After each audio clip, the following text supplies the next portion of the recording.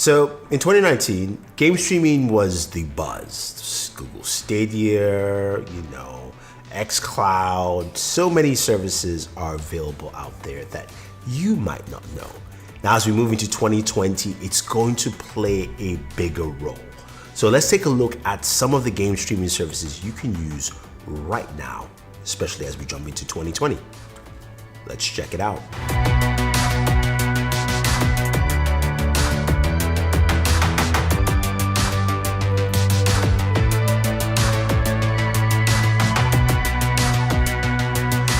So one of the very first services I would like to talk about is GeForce Now Beta. Again, it says beta, so it's still in beta, but this is from Nvidia. This is the GeForce Now service, which allows you to play PC games on your PC.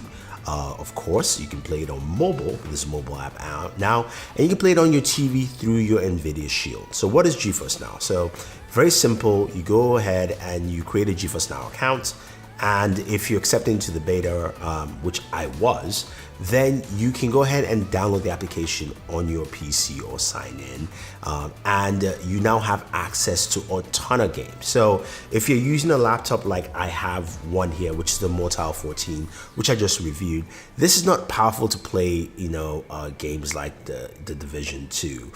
Just can't run it. It's a Ryzen 5 mobile processor. So of course I can log in and play into those games. You've got access to those games. Now, do you buy games on GeForce Now or not? You not necessarily don't do that.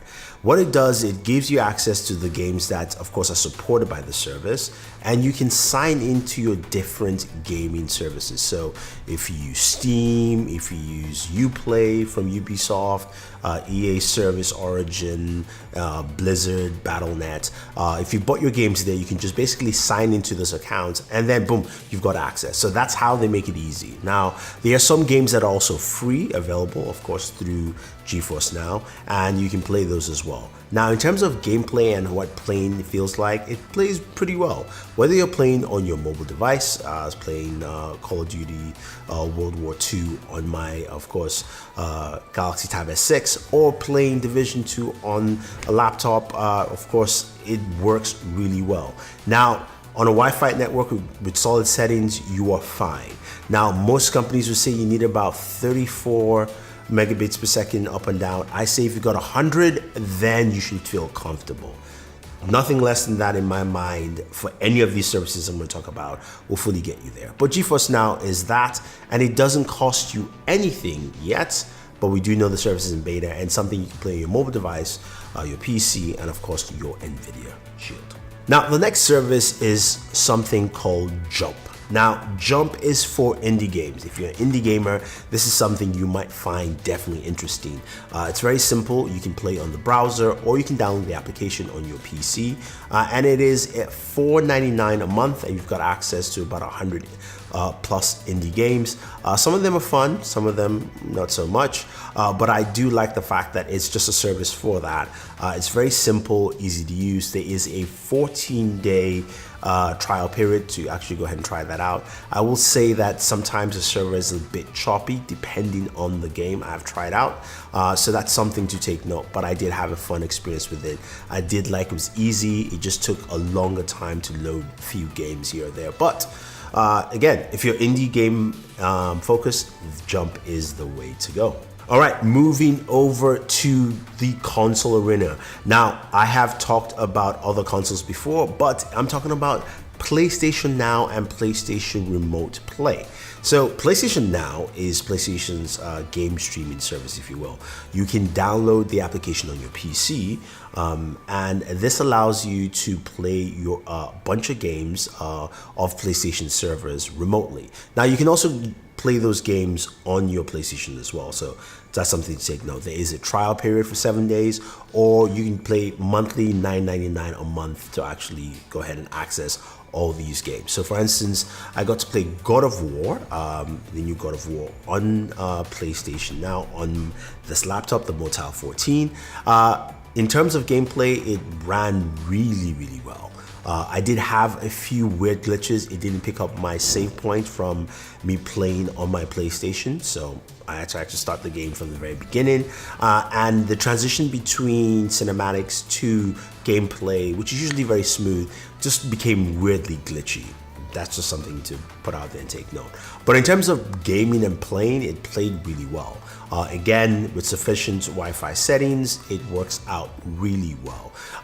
Poor Wi-Fi settings, not so much. So again, 100 megabits or more, but you can play your games quite effectively, and I thought it ran fairly smooth. Now, PlayStation Remote Play allows you to control your PlayStation remotely. So you can do that on your PC, but also on your smartphone or your tablet device. Now, playing on my Galaxy S10, you can connect your PlayStation controller, but I decided to use the on-screen controls to do that, and you can access and play games. So whether it's games in your disk drive or games you have in your system, you can do that as well. I found it to be less reliable than PlayStation Now, even though I was on the same network. I've just had issues with it.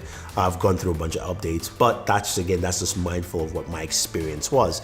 Could be better for you, but you have that dual combination there from PlayStation with two separate applications. Again, PlayStation Now allows you to play games for their servers, and PlayStation Remote Play lets you play from your PlayStation itself. Samsung has a service of its own that is pretty simple and pretty straightforward.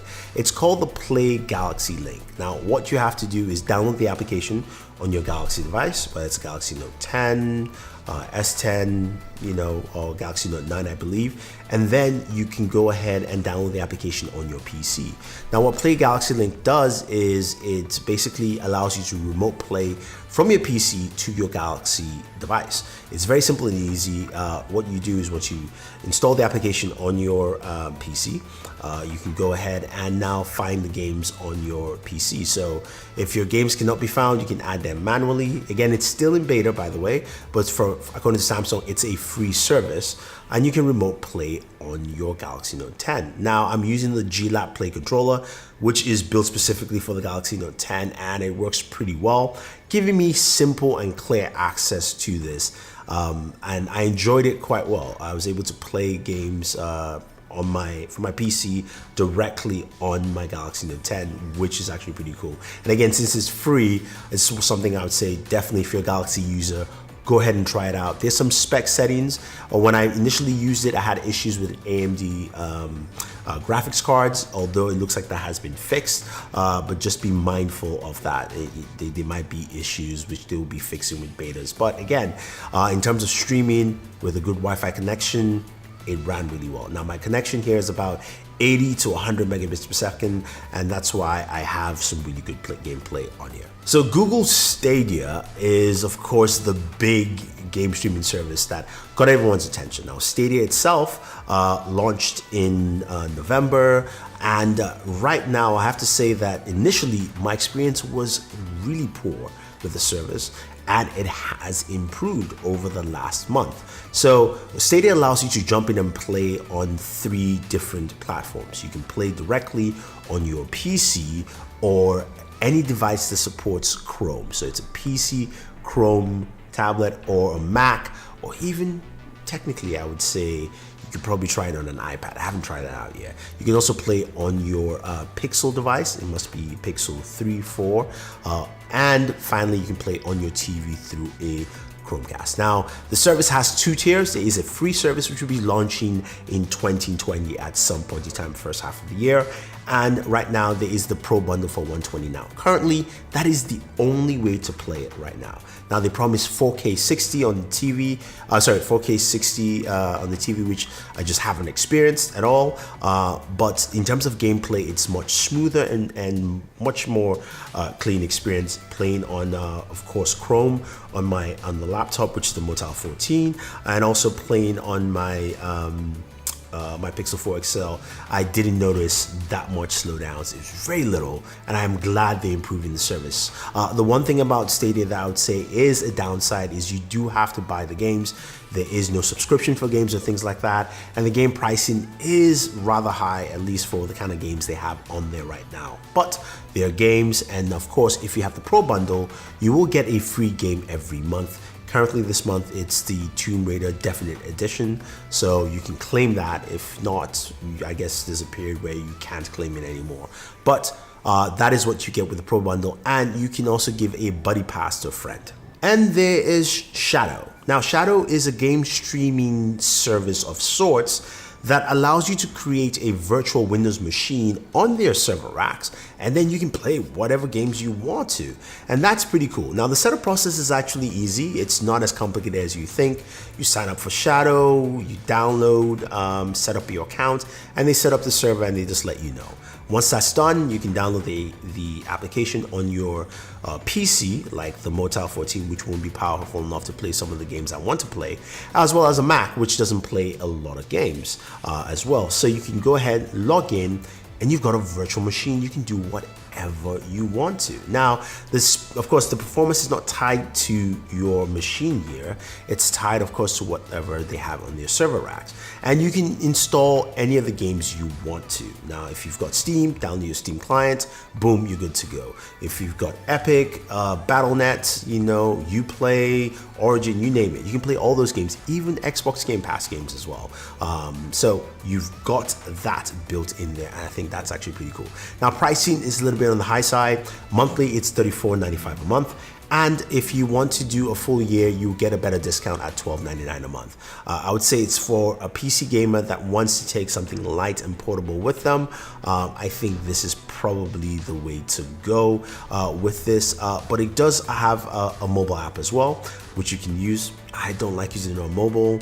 On a tablet, it's a little bit better. And of course, they do have a miniature console, which you can also plug into your TV and play. And you can jump and continue from whatever you stopped in your game, either your mobile, PC, or your TV. So that's Shadow. And finally, we have Project xCloud from Microsoft. Now, that's not the final name, it's in beta, but this is Microsoft's game streaming platform, as they mentioned in E3. They did talk about some of the things they'll do with it, but let's talk about what Project xCloud is. Now, xCloud allows you to play currently up to 50 games from their service, and they will add new games each month. Now, these games do not disappear or go away like you have on PlayStation Now. You've got access to play that, and you can play that directly on your mobile device. What's cool about it is if you've got a controller like the Jungle Cat from Razer, then you've got like a miniature Nintendo Switch, which is pretty cool. Now, the other benefit is you can just stream directly from your Xbox console at home, and you have access, of course, to Xbox Game Pass. Now, Game Pass gives you over 100 games, and again, those games don't disappear. They just stay there, especially if they're Microsoft games. Those don't disappear at all. Some games will actually move and leave. But in terms of pricing, there is no pricing yet because this is still in beta. We do know that Microsoft said that yes, Game Pass will have game streaming as well in the future. So that's not set in stone. But what I'm thinking here is that, look, if you have Game Pass, you should be able to have an option to add game streaming there at some point. But in terms of pricing right now for Project xCloud, there is none. Now, performance-wise, it was actually pretty good. It's played pretty well. Just like Stadia, it's improved month to month to month. I would say connectivity has been pretty good. The only parts which are slower is when you're starting up a game for the first time. It takes a while to load up and start. So that's something I've noticed with that. I would say overall, when you look at all the services you have here, it's an interesting time, especially if you are a gamer looking for ways to play games. You don't have to limit yourself to building a powerful PC or buying a powerful gaming device, or even if you don't want to buy a PC, you've got different services here. Things like Stadia allow you to jump from any device you want to play, or Project xCloud that allows you to jump into your mobile and have something really portable to take with you. Or if you're an indie gamer looking for something unique and special, you have all these things there. So there you have it, guys. Those are the streaming services out there. If I've missed any, let me know. But 2020 seems like a very interesting year for game streaming. I want to hear your thoughts. Leave them down below. Otherwise, thank you very much if you're watching this in 2019 on the very last day. Happy New Year. If you're watching this in 2020, let's have some fun. Always enjoy your entertainment.